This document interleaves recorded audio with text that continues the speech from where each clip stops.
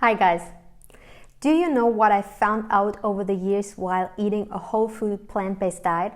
The interesting thing is that people who have been on a healthy diet for years aren't necessarily triggered by junk food like Oreos, but by healthy calorie-dense foods like dates or airport popcorn. They are more triggered by healthy calorie-dense food than by unhealthy calorie-dense food.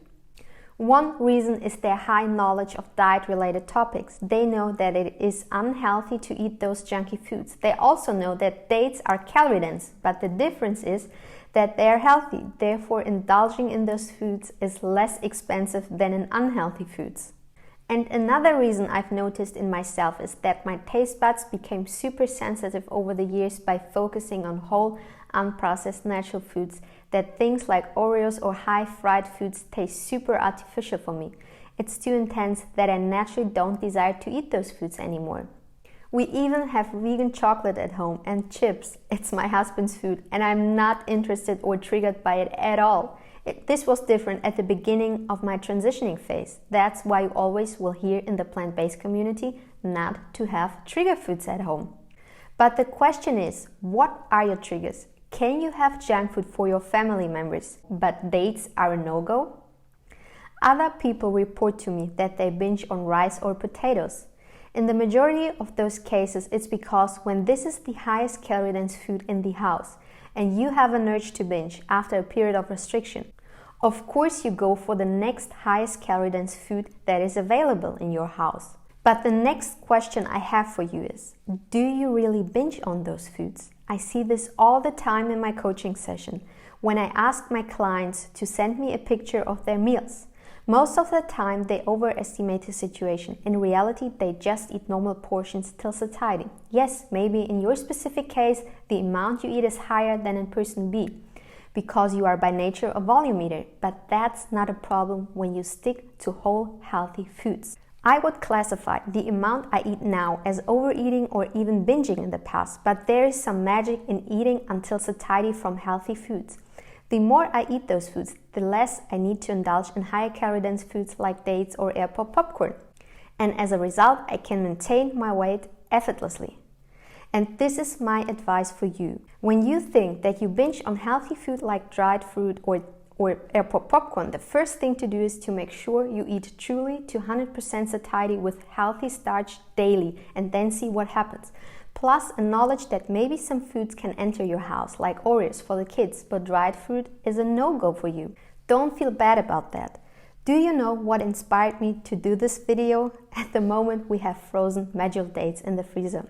To me, they taste better than chocolate or other junky food. Yesterday, I told my husband that I cannot have dried dates in the freezer. We have vegan ice cream in the freezer that I'm not interested in at all, but frozen dates, they keep my mind busy throughout the week.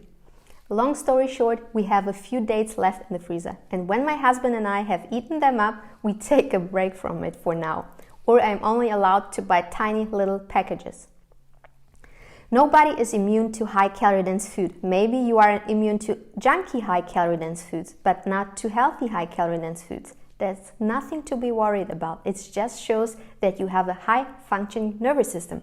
However, be true to yourself and don't find excuses like it's healthy food. I'm not the food police by any means.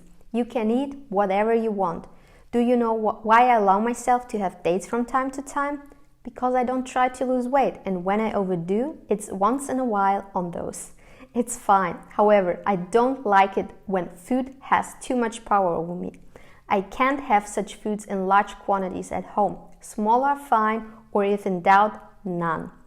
Maybe you try to lose weight but are stuck, then those tiny changes like staying away from dried fruits or airport popcorn can do the trick. Instead, stick to whole fruits like apples or peaches, whatever floats your boat. Yeah, Justina, but that's the point.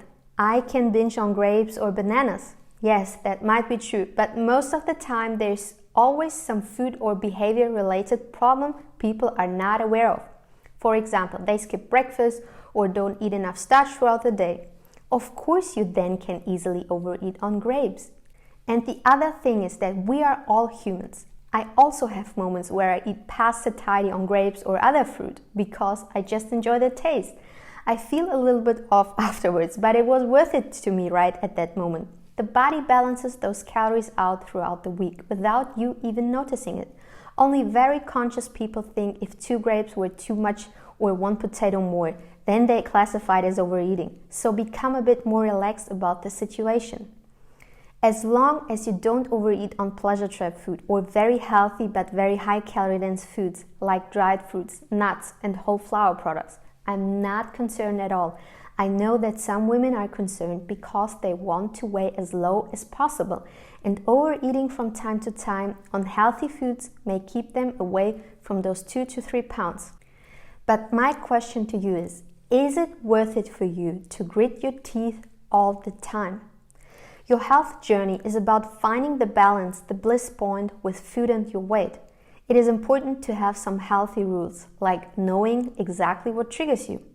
It could be even a healthy, high-calorie dense food and not a junk food. Acknowledge it, make it work for you. But on the other hand, don't be too rigid and too strict with you when you overeat on healthy food from time to time. Find ways to make it work for you. Just because you overate on dates once doesn't mean you screwed it or failed, and for this reason everything was for nothing. This is the chronic dieting mentality. If you overdid it once, let's say like me on frozen medjool dates, enjoy it and go on with life. Acknowledge that it was okay this time, and the next time you don't have any in the house, or only 2 to 3 if more is a trigger for you. Don't punish yourself by restricting the next day. That's what I see so many times in other people's behavior.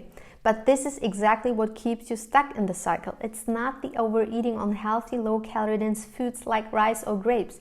It's what people do the following days.